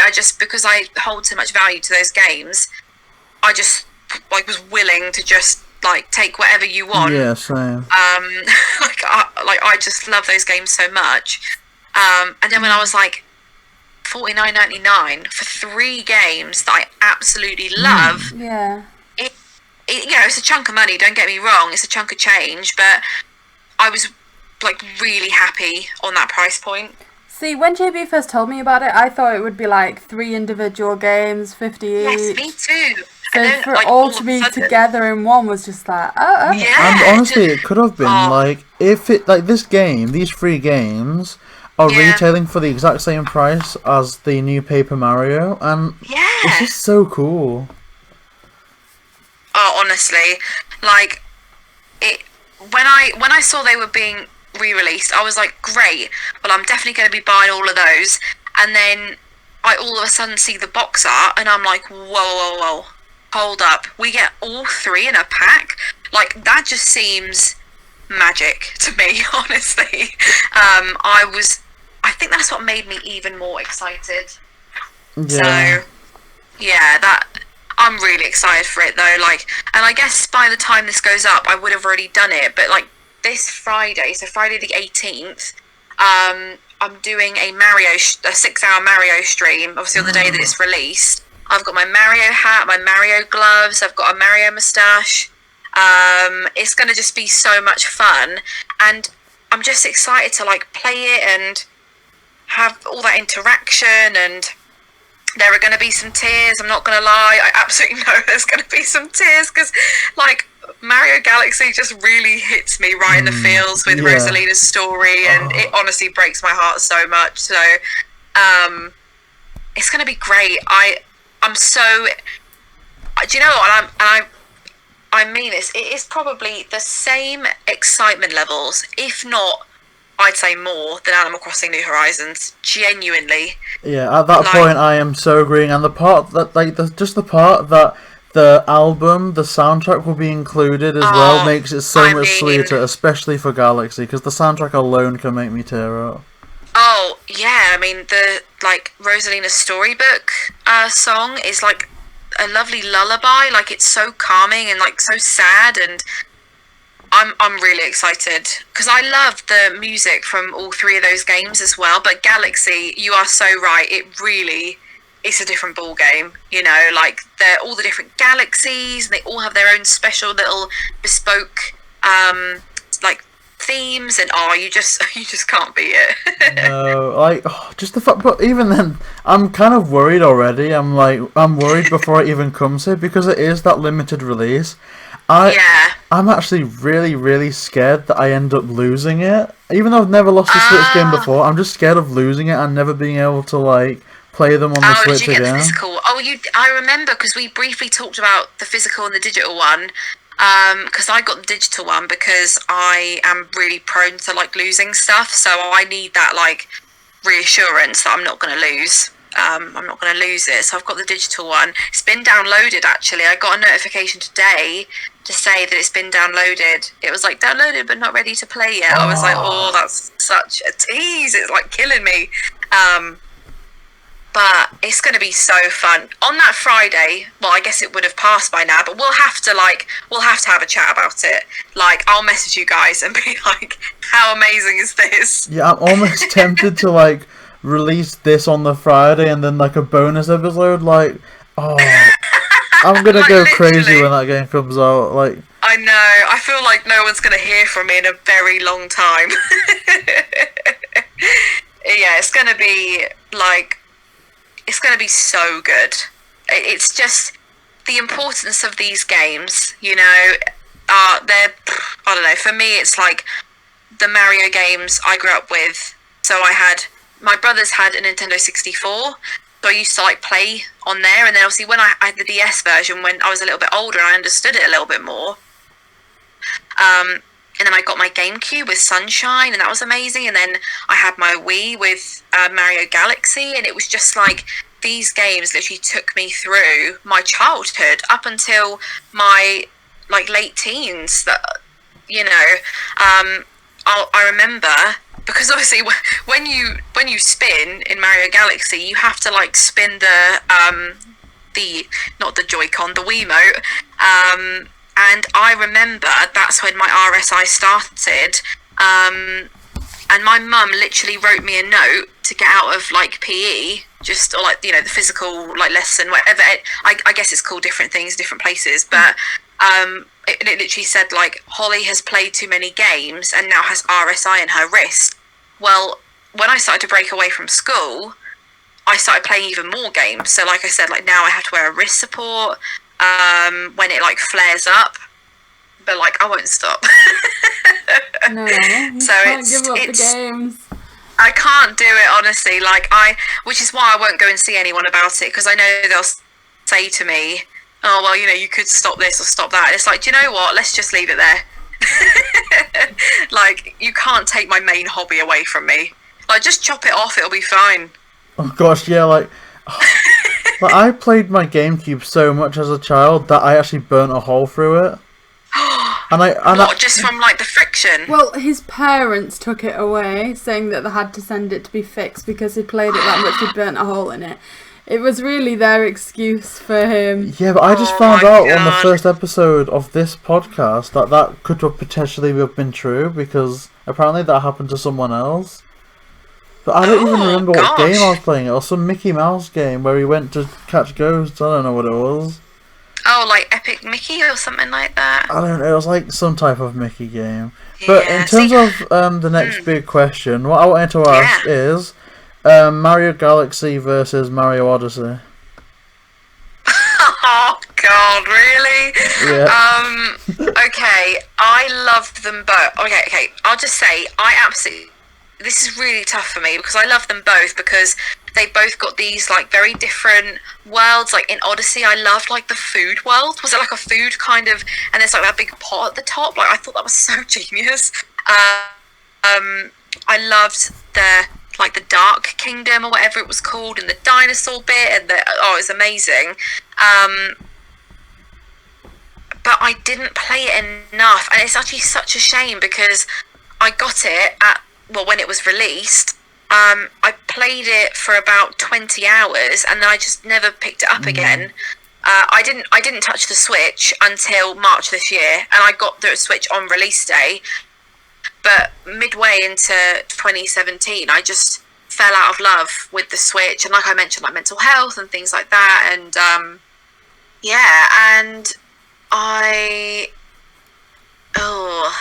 that's really tough. I would probably say Odyssey has very interesting mechanics, and it's got that lovely this color spectrum of all these different kingdoms having all these different things.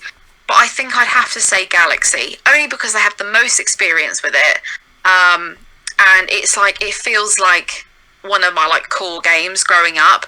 But I genuinely think Odyssey is such a superb game. I often think about repurchasing it, but it's just going to be another one of those games where I buy it and then I just don't actually have time to play it. So I'd say Galaxy. Okay, yeah, we'll go with Galaxy. But I love them both. That's good. That was a good answer. Wow. So both, Did you basically. get Luigi's Mansion on the Switch? I did. That was another one of my pre-orders. I got a special little keychain with it.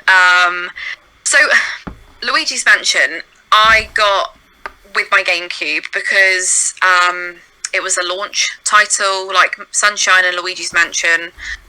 So I got them both together, and that was amazing. Honestly, I could talk about it forever, but getting that GameCube, that purple GameCube, was just next level for me. I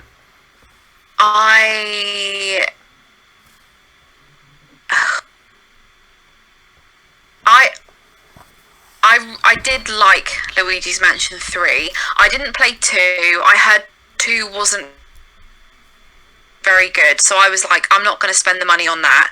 With 3, I was like, yes, Luigi's Mansion, it's going to be amazing. And it was amazing as a standalone game.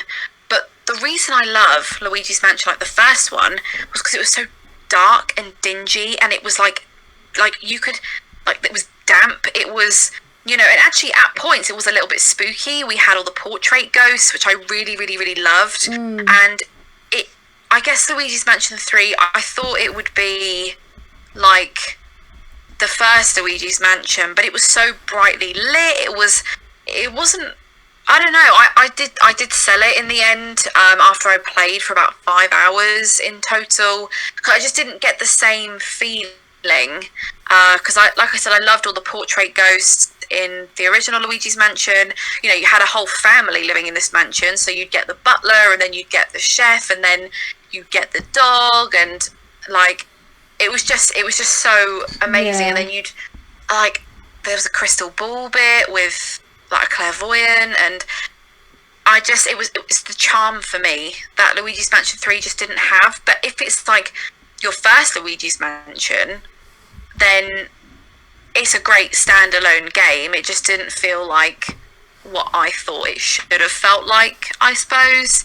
But it's a good little game. It was enjoyable to play. Just I was looking for more its roots, Yeah, to kind of get back to that classic feel. Now, I guess we're kind of getting to the stage now where we're going to start wrapping things up, but just as kind of a final topic that I want to touch on now is this new project that you've launched along with HollyCrossing and Console Kato, and that's Designcore. That's something that we're really, really excited about seeing the future of. We watched the recent episodes, and it just seems like such a cool thing that it isn't your traditional collabing, that everyone comes together for a video, or everyone works on the same thing at the same time. It's, you know, here's a task, almost like The Apprentice, you know, here's a task. It literally is. Yeah, now go away and we'll see what you come back with. And I just think that's so cool. And without The Apprentice having a new season this year, it's definitely something that I full on see us getting addicted to watching. Like, yeah, well, first of all, I love The Apprentice. I literally watch it religiously whenever it's on. So I love that like comparison.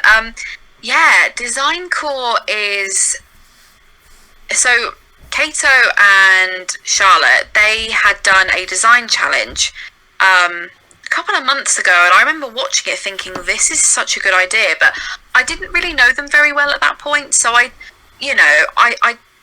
was like, oh, I'd like love to do one of those with them, but I didn't want to kind of say anything. And then I messaged Charlotte or HollyCrossing, and I said like, hey, do you think maybe I could do one of these design challenges? I know you haven't done one in a while, but I really, really love them. And literally, it just snowballed. It just went into this like, well, why don't we do this every month? And then all of a sudden I had a random generator, and all of a sudden I was drawing a logo, and it just literally, in the space of 2 days, became this huge community project, which is led by 3 women, which I really think is important. And, you know, we're going to have some guests on, and just to be like, hey, we challenge you to this. And although it's a challenge, it's not a challenge against each other. It's just a challenge of, I'm testing myself. You know, because we've got a random generator that will decide the style, the theme, and the type of room. So, like, for example, we got really lucky with, like, Kidcore Arcade. That was just very, very, very lucky. But imagine, like, Kidcore Spa or Industrial Spa, or, like, it's stuff like that. And I just think it pushes you out of your comfort zone. There's not enough people working on their houses. And also getting the community involved. Like, I'm such a community driven person. You know, in the Discord we have the star levels where every month 3 winners get like a bunch of stuff. I always love doing giveaways, like in real life ones, and you know, Discord ones and YouTube ones, and, you know, whatever, in-game stuff, not in-game stuff, whatever. It's just important to get the community involved. And I mean, when I actually look at the Designcore channel, we have so many entries. I literally never could have anticipated. There's so many. Like, but it's just crazy, because we were like, well, why don't we do this, and why don't we do this? And it's just, it's just amazing seeing what everyone comes up with. To be honest, I'm really all about drawing inspiration from different areas, and I think sometimes there's a big divide between the creator and the watcher, in the sense that, you know, if like you guys have, you know, watched some of my like front yard builds, and I've done like lots of speed builds at this point really, but I like to explain what I'm doing and why I'm doing it, whereas a lot of big creators, they don't do that. You know, they just kind of get on and do it, and it's like, you know, that meme where it's like, oh, this is how you draw an owl. Like, step 1, draw a circle. Step 2, draw the owl. Like, it's kind of, I feel like sometimes that's the vibe a lot of creators give off, when actually it doesn't come naturally to some people. Like, I have to work really, really hard at my speed builds. Sometimes a front yard can take me like 6 hours, because I have to really try and like work it out and just do trial and error. Whereas, you know, and I always talk about how people have different complexities and different skill levels and different experience levels, and it's kind of important to me that like everyone gets included. Not as this big competition that's like life changing, but just as a bit of fun. You know, we push ourselves out of our comfort zones, and we push others in like out of their comfort zones in a you know, in a controlled manner though. But it's just, honestly, it's really exciting. And what we do, so we're going to pick 3 of our favourites, and then those go to an audience vote, and then whoever gets the most votes, you know, we'll give a grand prize. So it might be like 1,000,000 bells, it might be some art, it might be, you know, 10 DIYs of your choice. You know, we try and make things as accessible as possible. So it's really good so far, though. And I think this is just the beginning of something that could be like even more special than it already feels, because I just don't see anyone else doing it. See, I do think it sounds like an incredible concept, and I'm looking forward to like following it, seeing what the topics are, maybe even kind of the play along at home routine where you like try and craft it yourself. Yeah, absolutely. Like, you know, and it's all about drawing inspiration. It's the amount of people that have just been like, guys, this is so fun. Like, this is such a fun concept. Just that, like, is really, really, I don't know, like, seeing people get excited it means a lot to me, you know. Like, that's what it's all about. Like, raising people and getting everyone excited and having fun. At the end of the day, that's kind of what we're here for as people, and also as creators. Like, we want people to be excited about things. Yeah. You just got to think of different ways to get people involved, and I'm really all about, like, I know a lot of people are, but I just like to be as inclusive as I possibly can be. So, you know, I try to be quite laid back with like rules and things like that. But yeah, Designcore it's up and coming. Honestly, it really is. Just going back to your videos a second there, and on something else you were saying, like, you do really come across as approachable in terms of your videos. Like, you were saying how some creators are distant from the viewers because it's kind of the level of approachability, how they could recreate that sort of thing. I really like how you don't edit your videos too much to be like perfect. Like, I think it was outside maybe Octavian's home. It was outside, possibly. When there was a sofa and table that you spent a while positioning. I was like, yes, I get this. This is so frustrating. And it wasn't a case of you were like, I'm just going to cut this out just so I look like I knew what I was doing straight away. You were like, do you know what? This can be a problem. This is a bit difficult. Like, let's leave it in there and show the real struggle. Yeah, like 50% of the items that I placed down, by the end of the video, I'm like, oh, by the way, guys, I also changed this round because I didn't think it looked any good. Like, that's the stuff that people just forget to miss out because people are so focused on being the perfect builder or the perfect this, the perfect that. And it's like, that, like, there's a reason that I laugh at myself because I'll use like a fridge and I'll turn it, you know, so it's back facing, and I'll be like, guys, I know this looks really, really weird, but just bear with me. It's just about closing the gap for me, I think. Obviously there's always going to be a gap, but I think closing the gap is really important. And I wouldn't want someone to watch my videos and be like, well, why can't I do that? And it's like, no, but if you saw the process and the hours that went into it, like, you see a 6-minute video, but that 6-minute video comes from, it's a byproduct of a 4-hour video, you know, like, it's important to actually admit, you know, doesn't come naturally to me. I'm getting a lot better. I've learned a lot design-wise. But it's just about being relatable, you know? Yeah, like, that is really positive, especially how it's just getting so close to people, like what people can do and what they can expect from the game. It's not just kind of too edited up to make it look, you know, as quick as possible. It's really good. Now, and kind of in light of that, were there any other topics or anything that you'd like to direct people here to? Like, where can we find you on the internet? Oh, okay. So, so on YouTube, I'm HollyCrossing with one I in the ing, but everywhere else I have 2 I's in the ing.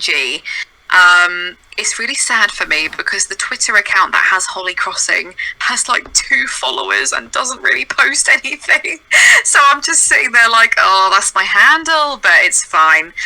So HollyCrossing with 2 I's on Twitter, Instagram, Twitch as well. I started streaming on Twitch recently and we're really close to partner. By the time this goes now. I might have actually been able to apply. I'm not entirely sure yet, but potentially. We'll see. But yeah, my Mario stream would have like been and gone by now, but I'm like doing lots of fun stuff on my new islands. If you like Disney, Ghibli, DreamWorks, all of that fun stuff, then you may like some of the stuff that I do on my channel and social media. So yeah. Yeah, well, thank you so much for being on. Like, I think this has been such a great talk, really honest and down to earth. Like, it's been so amazing. So thank you so much. Thank you. Oh, it's been really, really nice. And like, I had watched, some of the one that you did with Bobby and also with like Charlotte, and it was just kind of like, that's why I really wanted to come on, because I really like the way that you guys kind of like interview, but you also open up like conversation, which is really important. So yeah, I feel really grateful to have been on. I really, really appreciate it. We appreciate it so much that you've come on here and you've taken up so much of your time to be here, because I think this will be our longest episode to date. So thank you. It's me, I'm a chatterbox, but yeah, no, it's all good. I've really enjoyed it, actually. It's really, really good. Are there any other topics that you would like to discuss before we kind of wrap things up here? No, do you know what? All I'm thinking is Mario on Friday. That's all I'm thinking of. That's all that's in my brain up until that date. Yeah, oh gosh, I just want to sleep and set like a week-long alarm at this point. I know, like I'll hibernate for a week. Well, I'm assuming by the time this comes out, we will have been, we would have been a couple of days into it. Gosh. Can't wait. So yeah, to those of you listening to this, thank you so much for listening to this latest episode of the 5-Star Talk podcast with JayBee, Milly and HollyCrossing. Thank you so much.